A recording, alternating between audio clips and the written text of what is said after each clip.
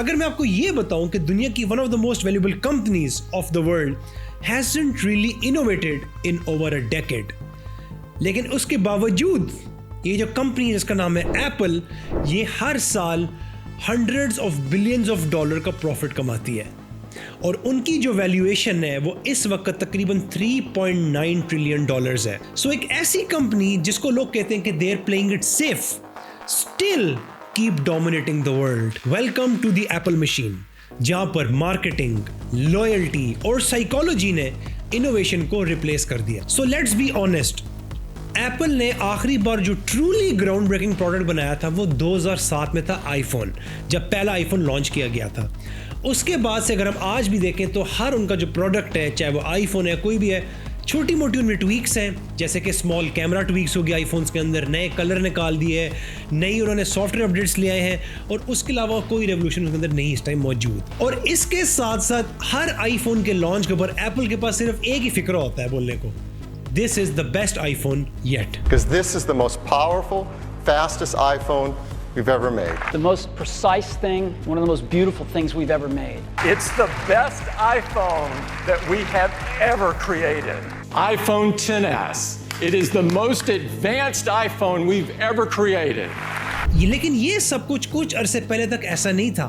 Apple जो एक company 1976 में फाउंड की गई as a computer company by Steve Jobs, Steve Wozniak and Ronald Wayne, ये कंपनी एक डेफिनेशन थी of innovation in the 80s, 90s एंड इवन अर्ली 2000s। इस दौरान एप्पल ने लॉन्च किया पहला कलरफुल कंप्यूटर iMac G3 के नाम से, जो मल्टीपल कलर्स में आना शुरू किया जिसने। इसके बरअक्स बाकी जितने भी कंप्यूटर्स थे वो सब बेज कलर में होते थे या ब्राउनिश कलर जिसको हम कहते हैं, ऑफ वाइटिश। उसके अलावा एप्पल ने इस दौरान आईपॉड बनाया जिसको उन्होंने कहा 1000 सॉन्ग्स इन योर पॉकेट। आपको ना सीडीज कैरी करनी है ना कैसेट्स कैरी करनी है, एक पोर्टेबल डिवाइस कैरी करें और उसके अंदर आपके पास 1000+ सॉन्ग्स उसके अंदर मौजूद है, उसकी कैपेसिटी इतनी है स्टोरेज। और उसके बाद 2007 में जब आईफोन लॉन्च किया गया, it did not just beat competitors, it rewrote the rules of what a phone could be.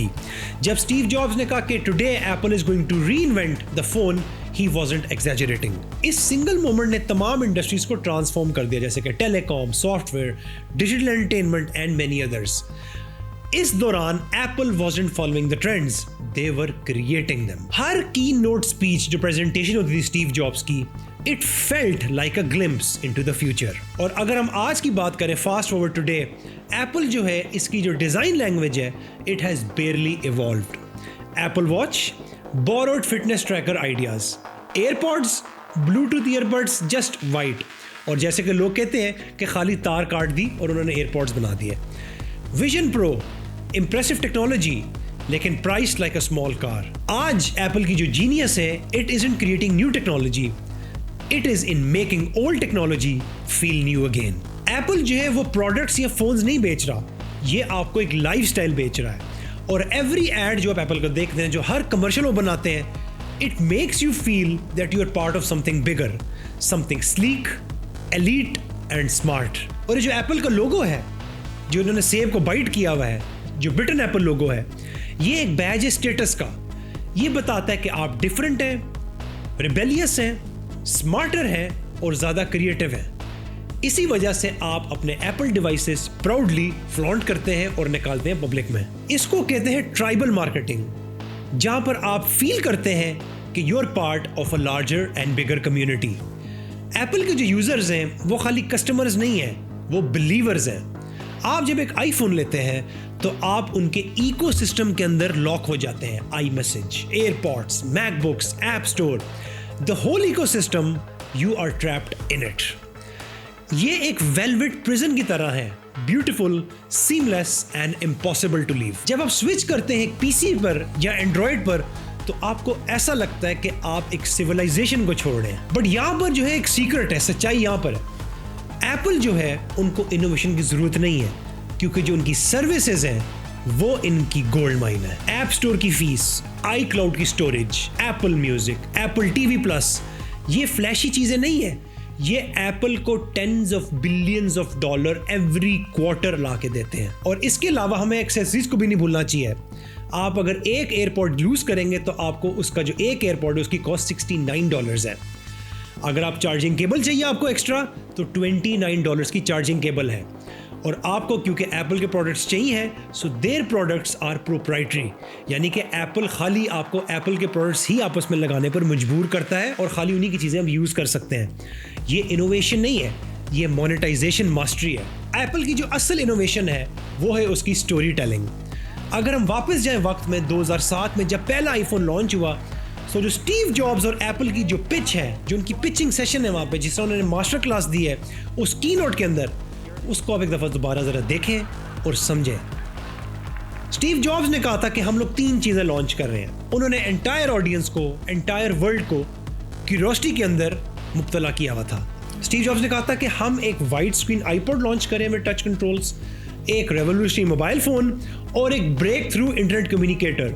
सो उसने प्रेजेंट किया था कि हम लोग 3 डिफरेंट प्रोडक्ट्स लॉन्च कर रहे हैं, बट एक्चुअली वो ये सब चीज़ें सिर्फ एक सिंगल प्रोडक्ट था known as the iPhone. Apple के जो एड्स हैं ये आपको बताते हैं कि सिंप्लिसिटी, एक्सक्लूसिविटी और स्टेटस क्या चीज़ है। वो आपको मॉनिटर का एक सिंपल स्टैंड, जो आम स्टैंड जो है, वो आपको एक आर्ट पीस की तरह बेच सकते हैं। They make it seem like a piece of art, और वो आपको $1000 का बेच रहे हैं जिसको प्रो स्टैंड कहते हैं। कंपेटिटर्स जो हैं उनके पास अक्सर औकात बेहतर हार्डवेयर होता है, ज़्यादा फीचर्स होते हैं और इवन उनकी कीमतें भी कम होती हैं, लेकिन उनके पास एक चीज़ नहीं है जिसको हम कहते हैं एप्पल ऑरा। और यही वो वजह है जिसकी वजह से लाखों लोग हर साल लंबी लंबी कतारों में खड़े होते हैं सिर्फ एक आईफोन खरीदने के लिए। अगर हम खाली 2024 की बात करें तो एप्पल ने तकरीबन $391 बिलियन का रेवेन्यू जनरेट किया और इसमें से 51% came from iPhone sales alone. Apple services इनका सेकंड बिगेस्ट डिवीजन था जो 25% रेवेन्यू लाया। सिर्फ 8% रेवेन्यू आया एप्पल के मैक या लैपटॉप डिवीजन से, जो इनका बेसिकली कंप्यूटर डिवीजन है। And Apple started as a computer company और आज कंप्यूटर बिजनेस उनका सिर्फ 8% उनका रेवेन्यू जनरेट कर रहा है।